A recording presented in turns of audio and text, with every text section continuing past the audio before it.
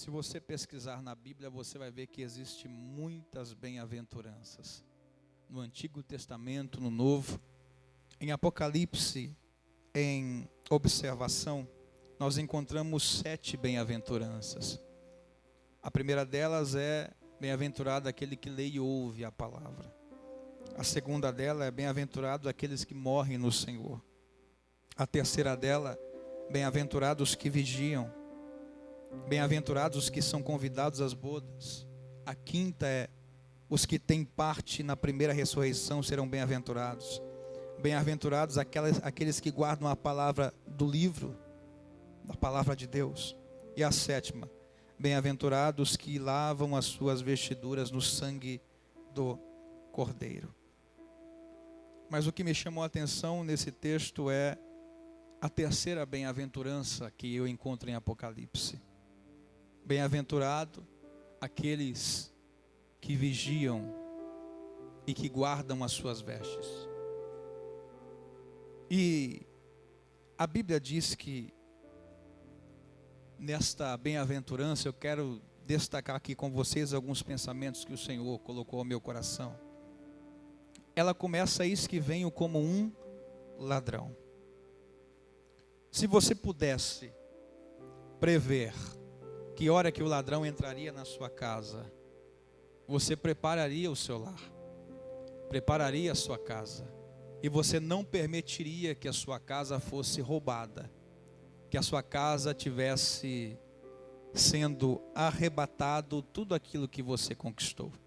Se você soubesse o dia que o ladrão viesse na sua casa, eu tenho certeza que você deixaria ali alguns seguranças, que você mesmo, até mesmo você, arrumaria algum jeito de se prevenir.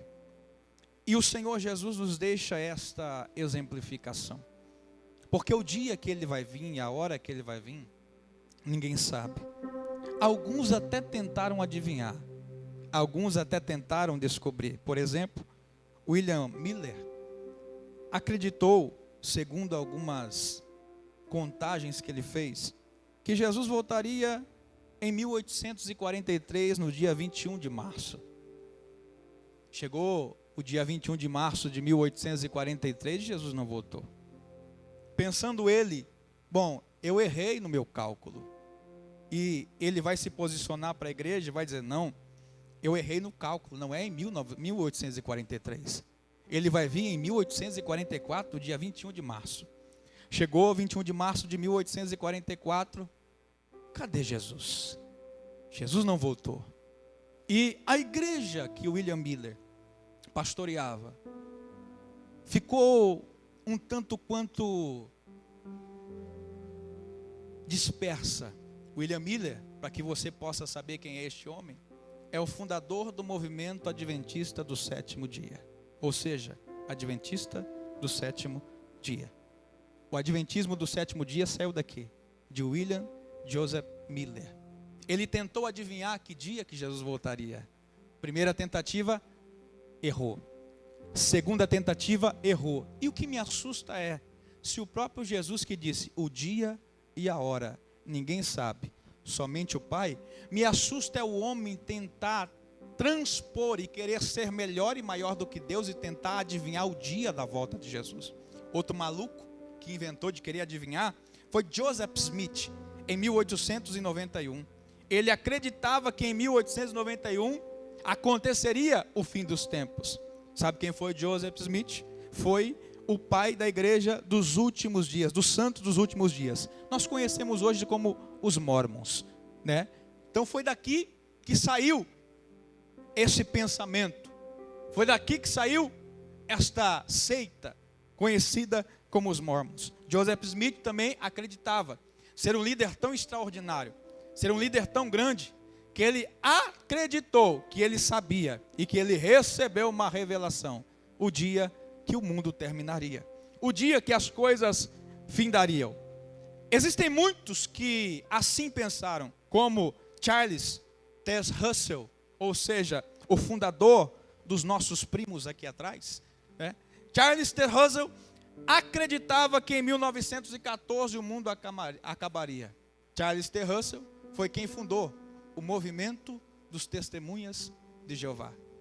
Todos estes tentaram, todos estes imaginaram, todos esses pensaram ser até melhor do que Deus para saber o dia e a hora que Jesus voltaria, mas todos esses falharam. Nostradamus acreditou que o mundo acabaria. Outros acreditaram que tudo terminaria. E tudo o que eles previram, tudo o que eles imaginaram, não passou da fantasia das suas mentes humanas, tentando enganar uma multidão de pessoas. Por quê? Porque o verdadeiro cristão que conhece a palavra sabe que Jesus disse: nem o dia, nem a hora, ninguém sabe, nem o Filho, mas somente o Pai. No verso 36 do Evangelho de Mateus, capítulo 24, Jesus diz assim: quanto ao dia e a hora, ninguém sabe, nem os anjos do céu, nem o Filho, senão somente o Pai. Como foi nos dias de Noé, assim também será a vinda do Filho do Homem. Pois nos dias anteriores ao dilúvio, o povo vivia comendo, bebendo, casando-se, dando-se em casamento, até o dia em que Noé entrou na arca. E eles nada perceberam até que veio o dilúvio e os levou a todos. Assim acontecerá na vinda do Filho do Homem. O apóstolo Paulo também nos diz em 1 Coríntios capítulo 15, versos 52 e 53, que este momento acontecerá num abrir e fechar de olhos, ante a última trombeta, porque a trombeta soará e os mortos ressuscitarão primeiro, incorruptíveis, e nós, os que estivermos vivos, teremos o nosso corpo transformado, porque convém que isto que é corruptível se revista da incorruptibilidade, e que isto que é mortal se vista da imortalidade, para nos encontrarmos com o Senhor. Ou seja, ele nos ensina a vigilância, a espera, a esperar a sua volta, não quando nós acreditamos que ele vai vir, a esperar a sua volta todos os dias, todas as horas, todos os minutos e todos os segundos. Por quê? Porque ele pode soar, a trombeta pode soar a qualquer momento. Jesus disse assim, para nossa exemplificação, que a vinda dele seria como no capítulo 25 do Evangelho de Mateus: 10 virgens, 5 loucas, 5 prudentes. As prudentes levaram azeite em sobra, e as loucas não levaram azeite em reserva. E tardando o noivo, diga comigo, tardando o noivo, elas perceberam que o noivo se demorou a chegar, e elas cochilaram, tosquenejaram e dormiram. Mas, ouvindo-se um barulho, aí vem o noivo, elas despertaram.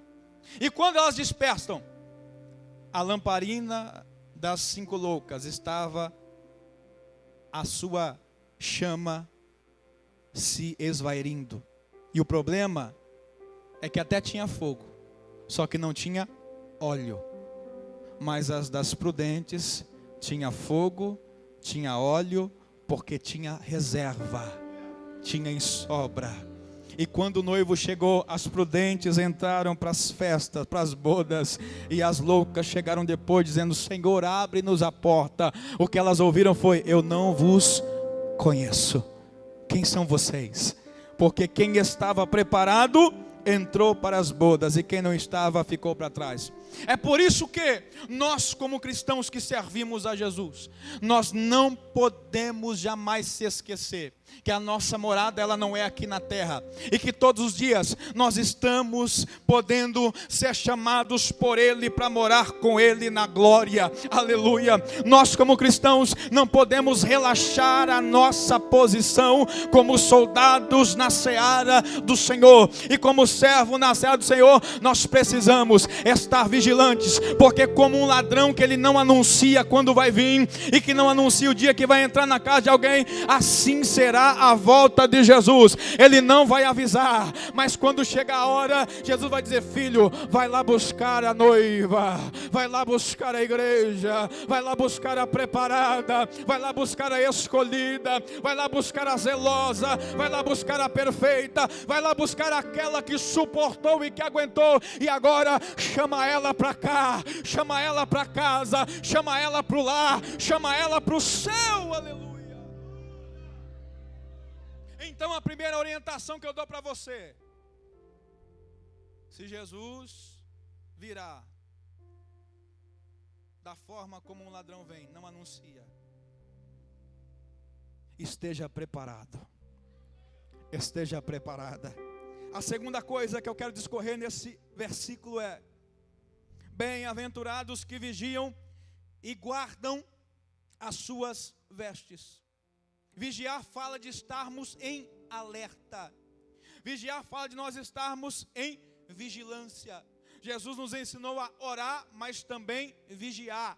Não é só orar, é também vigiar. Porque não adianta nada, irmão, você orar e não tomar cuidado. Não adianta nada você orar e não estar em vigilância. Não adianta nada você orar e ficar descuidado, desprovido e desprevenido. Nós temos que estar sempre vigilantes. E essa vigilância é para guardar as nossas vestes. A palavra grega, o termo grego para vigilância é firmeza, possuir, ter, manter. A palavra grega para guardar quer dizer é deter, é suprimir. Porque a ordem é guardar as suas vestes. Meu querido, você precisa entender uma coisa: as vestes que você está vestido hoje não é as vestes do pecado. As vestes que você está vestido hoje é a vestimenta da graça de Deus na sua vida. E o inimigo da nossa alma, o leão devorador, aquele que vem para tragar a nossa vida, ele em todo tempo, em todo momento, quer tentar tirar a sua vestimenta espiritual. Mas quando a Bíblia diz guardar as suas vestes, está falando: segura com força, segura com firmeza a tua vida espiritual. Não deixa que nada atrapalhe ou tire essa vestimenta espiritual da graça, da salvação da sua vida, aleluia. Esteja em vigilância para o momento que Jesus voltar.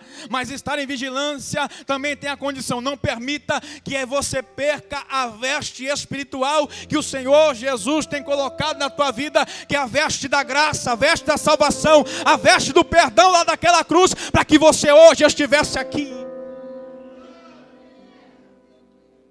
Porque existe, irmão, uma cobertura espiritual sobre você, que é a graça, que ela precisa ser preservada, para que ela não seja arrancada da sua vida. José recebeu uma túnica talar de várias cores do pai Jacó. Olha que lindo, recebeu uma túnica talar de várias cores do seu pai. Você recebeu uma graça do pai. Você recebeu uma túnica que veio lá do alto para a tua vida, que desceu na terra como um homem, para cobrir você, para cobrir a sua vida, para cobrir o seu íntimo, o seu interior. E quando José recebeu a túnica talar de várias cores do pai, sabe o significado da túnica talar? Uma vestimenta de autoridade.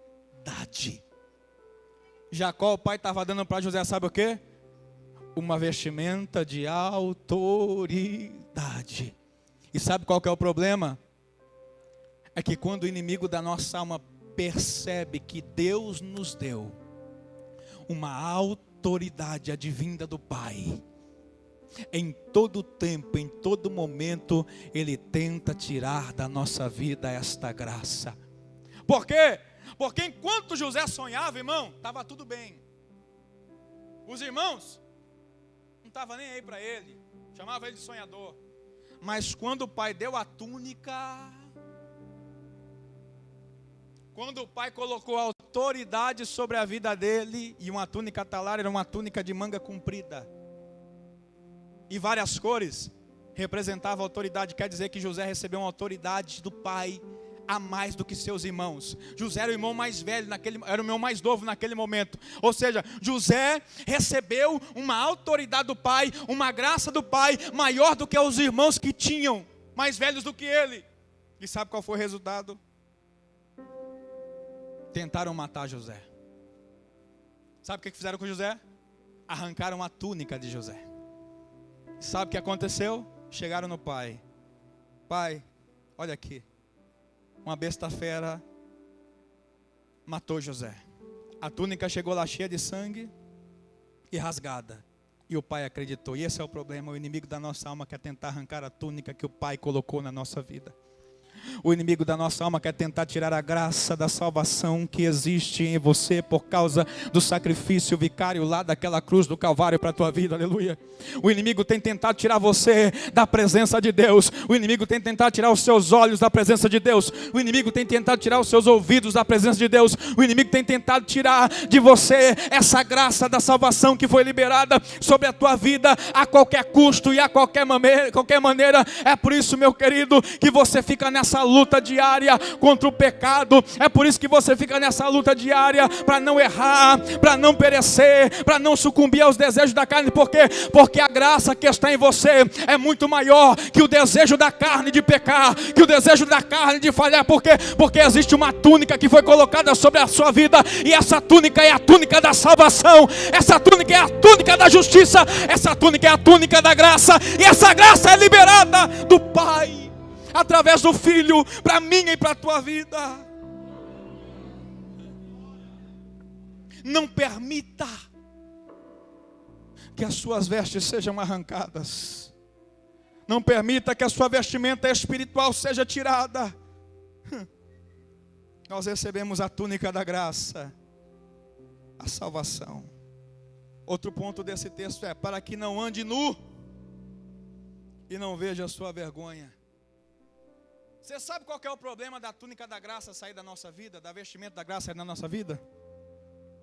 É porque quando o diabo tira, irmão, a gente permite o diabo tirar, ele expõe as nossas particularidades que Deus não se agrada. O diabo fez o homem perder a sua roupa espiritual. A primeira coisa que o homem percebeu no Éden, Deus colocou uma árvore no jardim, entre muitas, e disse assim para o homem: olha, tudo que está no jardim você pode possuir, de todas as árvores, mas somente daquela que está no meio, no centro, a árvore do conhecimento do bem e do mal, essa você não toca. O homem tinha liberdade para usufruir de todas. E além da árvore, ainda tinha a árvore da vida, que o homem teria todos os dias. Mas um certo dia, a serpente astuta e sagaz viu a mulher e disse assim: é verdade que Deus disse que se comeres desta árvore vocês vão morrer? Sim, é verdade. Aí a serpente disse assim: não é dessa forma. Porque quando vocês comerem desta árvore, quando vocês comerem deste fruto, certamente vocês serão como Deus. Terão o conhecimento do bem e do mal. E o texto revela que a árvore era boa de se ver, vistosa. A árvore era bonita e o fruto era desejável. Porque o inimigo não vai colocar um desejo no teu coração que você não sinta vontade de tê-lo ou de possuí-lo. Só que Deus também, Ele coloca algo para proteger você desse momento de pecado que às vezes quer assumir a nossa alma, que é a graça do seu Filho amado. Porque quando Eva come do fruto, Eva leva a Adão, Adão come do fruto também. E o texto diz: então foram abertos os olhos de ambos e conheceram que estavam nus. Por quê? Quando a cobertura espiritual da graça divina sai, a nudez é exposta e é revelada. Se o homem não tivesse pecado, se o homem não tivesse errado, ele não perceberia que estava nu. Por quê? Porque a nudez para ele seria algo natural.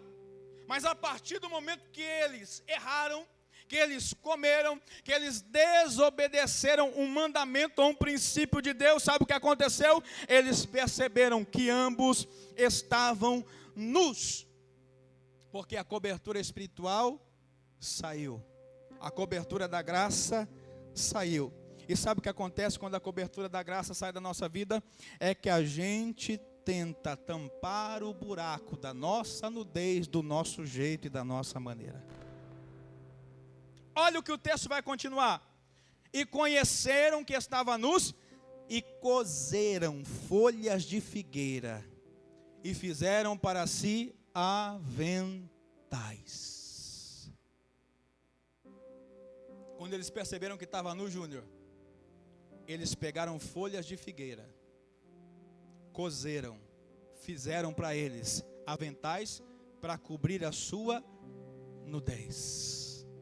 E esse é o problema, irmãos, da nossa geração de hoje. É que quando permite que a vestimenta da graça saia por causa do pecado, fica tentando tampar o pecado com folha de figueira. Você nunca vai conseguir restituir a sua vestimenta espiritual se todas as vezes que você falhar, você ficar tampando com uma roupa que não é celestial para você. Você nunca vai conseguir cobrir a sua problemática do pecado, tentando cobrir da sua maneira, tentando cobrir do seu jeito. Não existe esse negócio de autodisciplina, eu me autodisciplino e acabou. Não. Porque quando eles perceberam que estavam nus, coseram folhas de figueira, fizeram aventais para cobrirem a sua nudez. De repente, quem é que desce no jardim?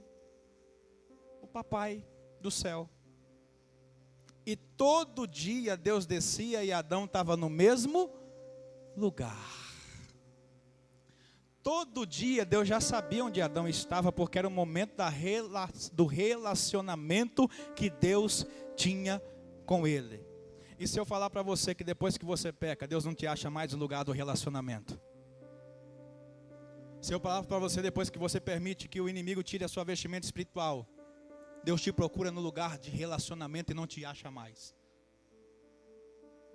Deus desce no jardim. Cadê Adão? Adão, onde está você, Adão?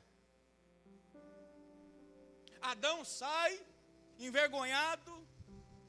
Imagina Adão se tampando. Eva. Então, Senhor, é que a gente percebeu que estava nu. E a gente ficou com vergonha. Aí Deus fez uma pergunta para Adão. Quem foi que disse para você que você estava nu? Por acaso você comeu da árvore que eu disse para você não comer? Sabe por quê? Porque Deus sabia que Adão só tinha uma maneira de saber que ele estava nu. Se ele tivesse errado, se ele tivesse falhado, se ele tivesse pecado, se ele tivesse tocado. E esse é o problema. É que a gente peca e quer esconder o pecado. É que a gente peca, quer esconder o problema, achando que Deus não o está vendo. É por isso que há uma necessidade de se ter uma vigilância. É por isso que há uma necessidade de se ter uma vigilância e também guardar as vestimentas da graça, da salvação da nossa vida, para que o pecado não venha tirar de nós a oportunidade de nós um dia morarmos com o Senhor. Quando Noé saiu da arca, irmão,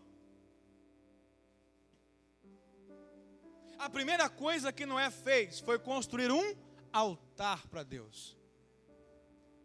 Noé preparou um altar tão maravilhoso para Deus, que Deus sentiu alegria, prazer e satisfação na oferta que Noé fez. Noé ofertou um sacrifício de gratidão a Deus pelo livramento e pela oportunidade da salvação. Porque enquanto Noé estava na arca com a família estava guardada com a vestimenta da graça e da salvação. Mas quando Noé sai da arca, Noé já sai adorando. Noé já sai exaltando, Noé já sai fazendo altar, Noé já sai fazendo sacrifício. E depois, pastor? Verso 20 diz assim: depois Noé construiu um altar dedicado ao Senhor e, tomando alguns animais e aves puros, ofereceu-os como holocausto queimados sobre o altar. O Senhor sentiu o aroma agradável e disse a si mesmo: nunca mais amaldiçoarei a terra por causa do homem, pois o seu coração é inteiramente inclinado para o mal desde a sua infância. E nunca mais destruirei todos os seres vivos como fiz desta vez. Deus recebeu a adoração de Noé. Deus se agradou do altar. Deus se agradou do sacrifício. Só que Noé se descuidou. Certo dia Noé estava na sua casa, dentro da sua tenda. Bebeu, até se embriagar. Verso 21 diz assim: bebeu do vinho, embriagou-se e ficou nu dentro da sua tenda. Sabe o que aconteceu? O filho Cã, mais novo. Noé tinha 3 filhos: Sem, Cã, Jafé. E Cã era o mais novo. Cã, pai de Canaã. Cã entrou dentro da tenda do pai. Quando Cã entrou dentro da tenda do pai, sabe o que aconteceu? Viu que o pai estava nu. Esse é o problema de a gente perder a nossa veste. Tem gente que vai olhar o nosso pecado. Tem gente que vai olhar o nosso erro. Tem gente que vai olhar aquilo que fazemos que desagrada a Deus. E Cã, quando viu o pai nu, dentro da tenda nos mostra que não tem lugar que a gente esconda de Deus nada. Porque, irmão, o que a gente não confessa no particular é exposto em público. Não se assuste, irmão. Fulano caiu, fulano isso. Por quê? Porque Deus sempre nos dá a oportunidade de confessar no particular, para alcançarmos a graça da salvação, a proteção e o perdão de Deus. Mas quando nós não confessamos o particular no oculto, aí existe o tratamento de Deus, que é, quando Deus expõe, irmão, aí o negócio é terrível. A igreja de Corinto estava com um pecado. Qual que era o pecado? Incesto. Filho estava se relacionando com a mãe. A ordem do apóstolo Paulo foi: arranca da comunhão esses dois, para que seja entregue a sua alma a Satanás. Foi Paulo que disse, irmão. Tira os dois da comunhão, para que a alma dos dois seja entregue a Satanás. Quando tirou os dois de comunhão, eles perceberam, sabe o quê? Que eles estavam perdendo a graça de Deus da vida deles. Quando Paulo escreve a segunda carta aos Coríntios, a notícia já tão boa. Foram tratados os dois que estavam em pecado, e eles estavam em comunhão, adorando, exaltando, glorificando o nome de Jesus. E agora não eram mais aquela família destruída, não era mais aquela família que vivia no pecado, mas eram duas pessoas, um homem e uma mulher, que agora estavam debaixo da graça, do perdão e da comunhão de Deus. Aleluia. Por quê? Porque Deus nunca vai nos tratar para poder nos moldar e nos trazer de novo para a essência e para trazer para perto dele. Deus nunca trata alguém sem que o intuito dele seja trazer e aproximar ele para a presença de Deus. Quando Cã, o filho, viu a nudez do pai, porque Cã entra na tenda do pai, e quando ele entra na tenda do pai, ele vai ver o pai nu. Sabe o que Cã vai fazer? Vai sair para fora da tenda. Sem, Jafé, vem ver. O pai está peladão.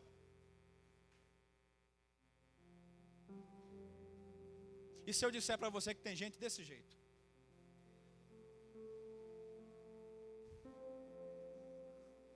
Que vê o erro do irmão, vê o pecado do irmão, sai para fora da tenda para fazer sabe o quê?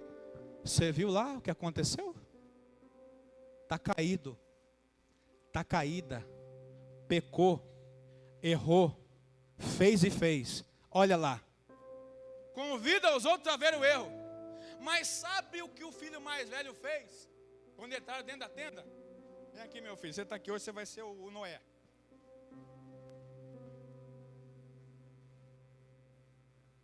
Quando Sem, Jafé, entrou na tenda e viu o pai nu, eles não viram o pai nu.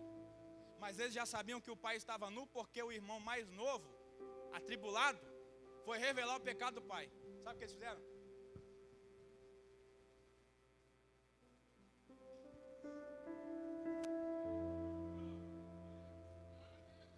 Cobriram o erro do pai, sem expor o pai para mais ninguém. Obrigado, meu filho. Deus está precisando dos Sens, do Jafé da vida. Não os Cãs. Porque Cã entrou dentro da tenda, viu o pai nu, foi lá fora contar para todo mundo. Agora Sem, Jafé, quando viu o pai nu, pegaram uma capa, uma túnica,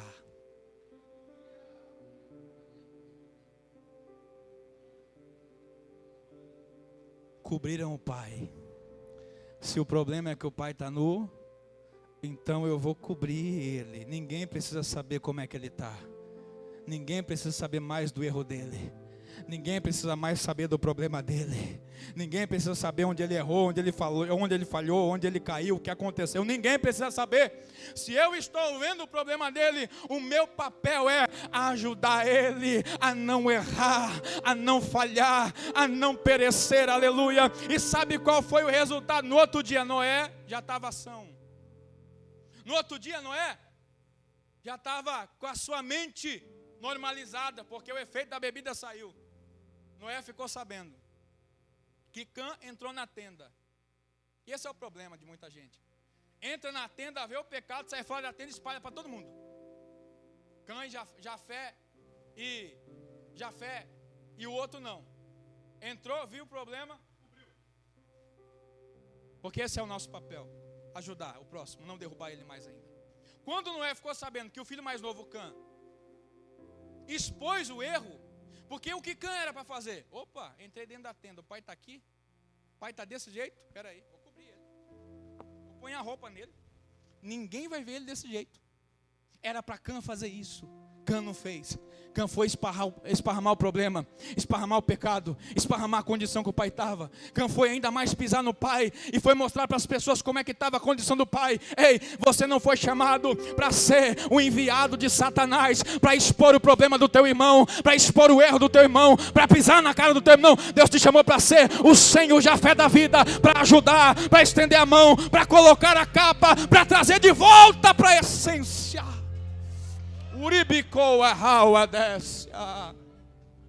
Quando o pai já estava bem, lúcido, ficou sabendo o que Cã fez. Noé amaldiçoou Cã e toda a sua geração. Cã é o pai dos cananeus. É por isso que quando o povo de Israel invadiu, foi tomar posse de Canaã, a ordem de Deus é: destrua todo mundo. Ei, você que gosta de expor o problema do teu irmão, cuidado, para você não ser amaldiçoado por Deus.